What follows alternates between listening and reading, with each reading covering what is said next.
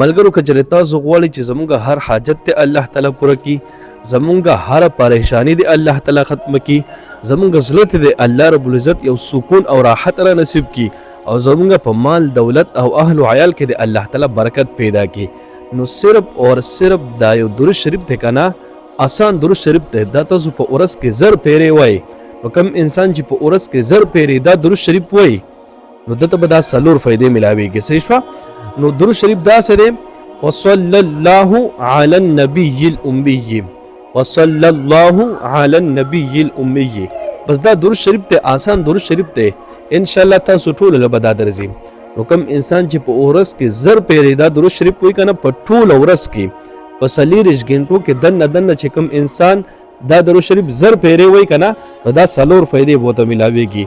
د زړه هر ارمان او هر حاجت په الله تعالی پوره کوي او هر پریشانی به الله تعالی ختمي، او الله رب العزت په د دې زړه یو سکون او راحت ور نصیب کی، او الله رب العزت په د دې انسان په مال دولت او اهل او عیال کې برکت پیدا کی. نو زموږ عزتمندو درود شریف اسم ویل ډیر زیات ثواب دی.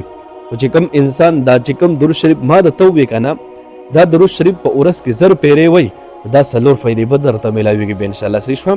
نو کوشش وکړئ دا درود شریف په خپل هم تاسو شروع کړئ او خپل خپلوانو ته هم دا تاسو وایي چې دا درود شریف شروع کړئ، او د نورو مسلمانانو سره د ثواب په نیت باندې دا ویډیو ډیره شیر کړئ چې هغه هم دا درود شریف شروع کړي او تاسو ته دعاګانې کوي.